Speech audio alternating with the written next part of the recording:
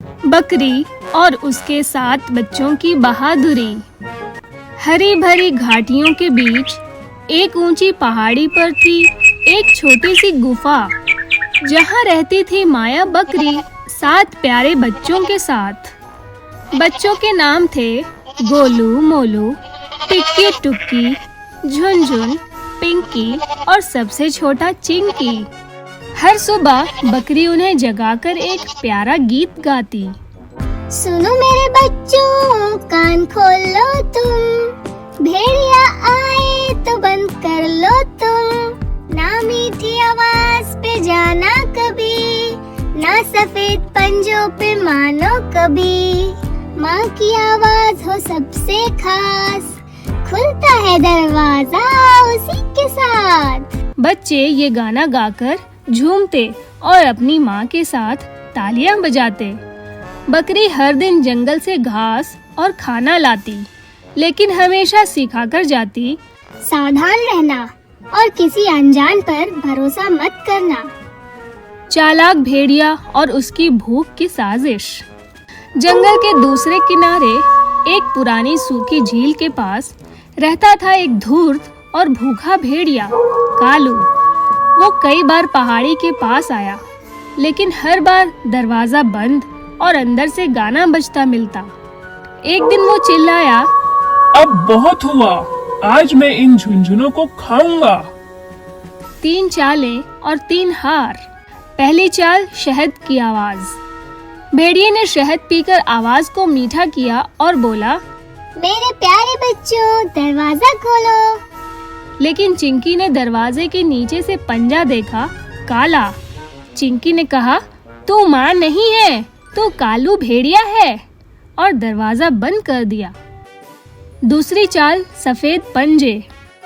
भेड़िया आटे में पंजा डुबोकर फिर आया। अब पंजा सफेद, आवाज मीठी। बच्चे थोड़े डरे, लेकिन टिक्की ने पूछा, माँ, वो गाना गाओ ना। भेड़िया चिढ़ गया, उसे गाना याद नहीं था। फिर भी गाने की कोशिश की, लेकिन बोला, बच्चों दरवाजा खोलो तुम, काली बिल्ली नाचती हो तुम। बच्चों ने हंसकर दरवाजा बंद कर दिया। माँ ऐसे गाना नहीं गाती। तीसरी चाल माया बकरी की आवाज चुराना। अब भेड़िया एक जादूगर उल्लू के पास गया। मुझे माया बकरी की आवाज चाहिए। उल्लू ने कहा, उसकी आवाज चुरानी होगी, लेकिन तुम्हें एक सोने की घड़ी देनी होगी। भेड़िया ने जंगल का सबसे अमीर बंदर लूटा और घड़ी दी।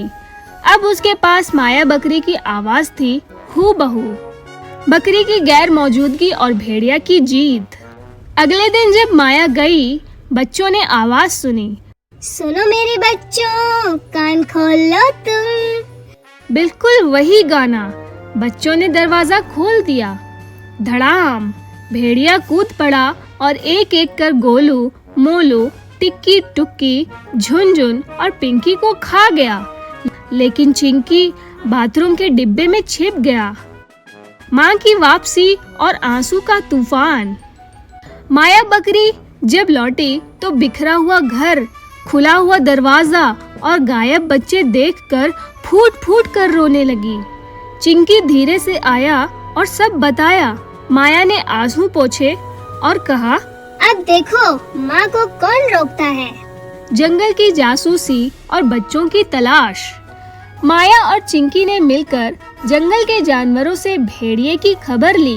बंदर, गिलहरी और तोता बोले, वो तो झील के पास खर्राटे मार रहा है। बकरी दबे पांव पहुंची और देखा भेड़िया गहरी नींद में सो रहा था और उसका पेट फूला हुआ था जैसे कोई तंबूरा।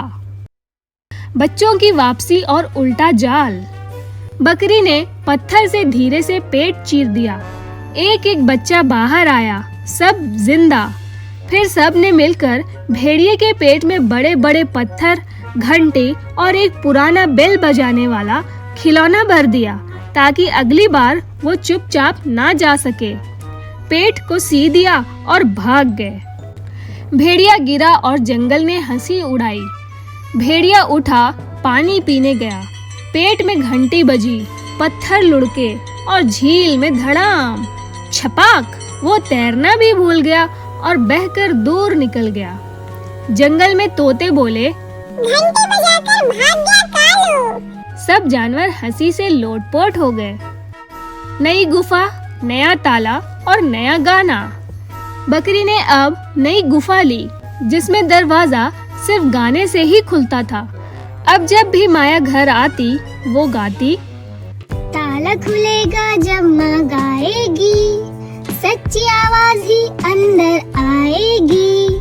झूठे चालाकों का क्या है काम, 7 शेर दिल देंगे उन्हें हार। अंत में बच्चे और माँ पहले से भी ज्यादा करीब हो गए और सबसे छोटी बकरी चिंकी को सब कहते थे हीरो चिंकी, जिसने माँ को बचाया। इस कहानी से हमें यही सीख मिली कि सच्चाई, एकता और समझदारी से कोई भी खतरा टाला जा सकता है और माँ की बातों को हमेशा ध्यान से सुनना चाहिए।